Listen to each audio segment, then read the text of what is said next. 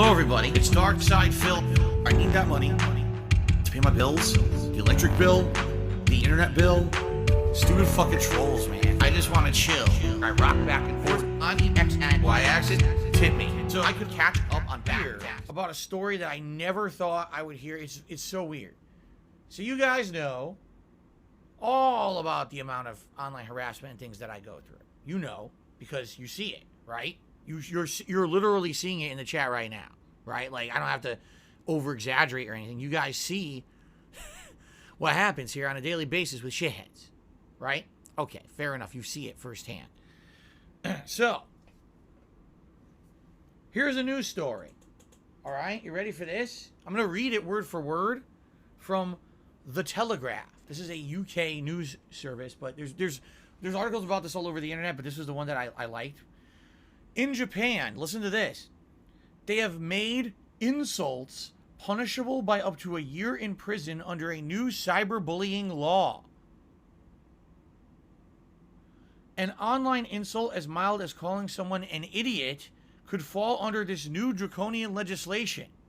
The bill, giving new teeth to the existing penal code, was passed by the Diet on Monday, with anyone convicted of using abusive language to insult a person in a public setting, including online, now is facing an extended period behind bars or a fine of up to 300,000 yen.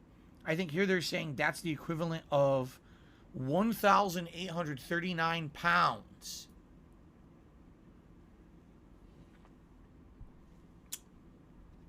Okay, let's continue. Previously, there was a different law in place. A conviction for an online insult or accusation not based on fact. Not based on fact. So we have to accentuate something here. If you're reporting things that can be corroborated as fact in a court of law, it's not considered an online insult. But if you're just making shit up to insult someone, or you cannot factually prove what you're stating, it's considered an online insult. Okay? There you go. I had to clarify that. So, previously, a conviction for an online insult or accusation not based on fact could have led to a maximum prison term of 30 days or a fine of 61 pounds or 10,000 yen. But there were calls to toughen up the law after a 22-year-old reality TV star died by suicide 2 years ago. This was actually a big story in the pro wrestling community because the girl who committed suicide was a pro wrestler who was actually very, very well liked in the pro wrestling community. And I guess what happened is she decided to be on a reality TV show. And as a result of being on that show, she got into like a big heated argument with one of the other cast members. Like, they hated each other on the show.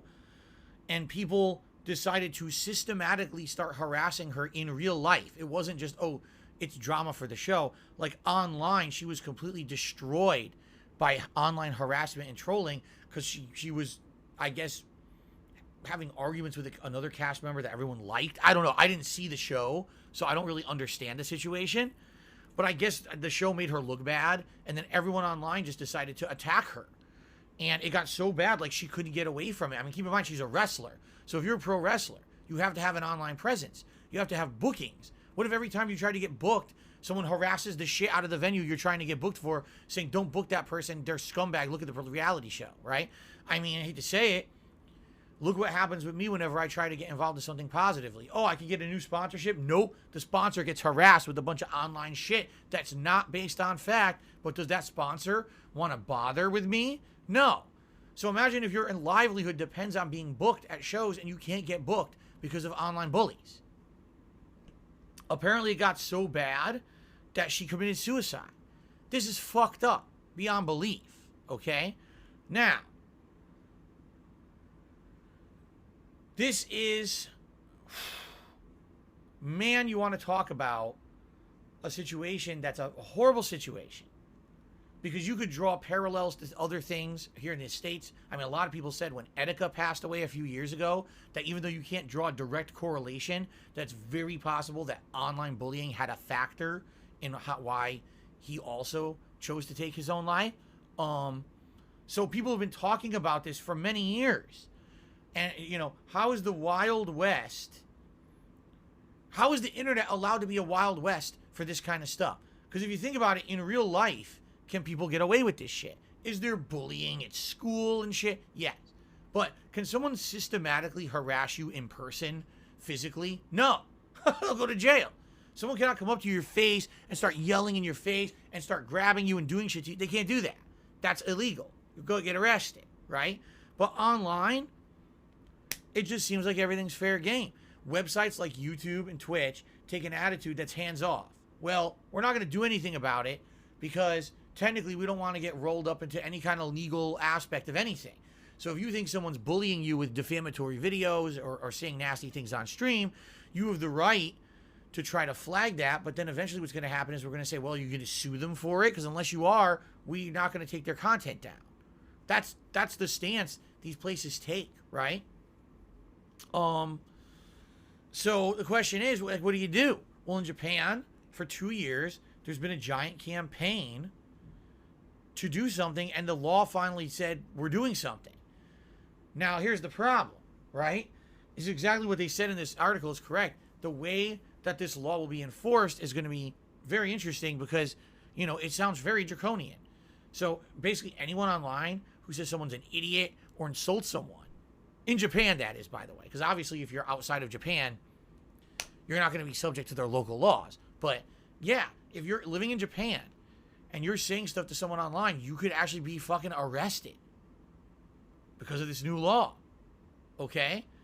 How is that going to be enforced? I'm sure there's probably about 1 billion people a day that insult people online. And outside of that, probably at least 1 million people in Japan who do it. I'm pretty sure they're not going to start rounding up every single person in Japan who used the internet and call someone an idiot. You know what I mean? So how is this really going to be enforced? I don't know. Is it even an enforceable law? Or maybe what it is, they created it as a deterrent. Think about it this way. When there's nothing in place, no protections, no law against it, it literally is the Wild West. Anyone can do whatever they want, no consequences, right? But now if you're saying, hey, warning, if you're harassing someone online, and it's not based on fact, you're harassing them for bullying purposes or fucked up insults and defamation, we could come after you if we want. And if it gets to the point where someone makes a solid complaint against you, we will come after you. What's going to happen? Well, first of all, immediately, half the people doing it will quit. Because they're going to be like, it's not worth my time. I'm not going to risk going to jail over this. Fuck this. The days of being able to do this, easily are gone. Now, is it going to get rid of all trolling? Fuck no. Here, what's going to happen immediately? Those who want to troll are going to make dummy accounts. They're going to use VPNs. You know what I'm saying? They're going to do anything they can to hide their identity, and they're going to continue to do their activities. This is not going to end trolling. But it at least immediately will end half of the idiot no-lifers who sit there doing it, because they're not going to want to go out of their way to bother with all that shit. It's only going to be the real hardcore losers who are going to go crazy to try to troll people now. Okay?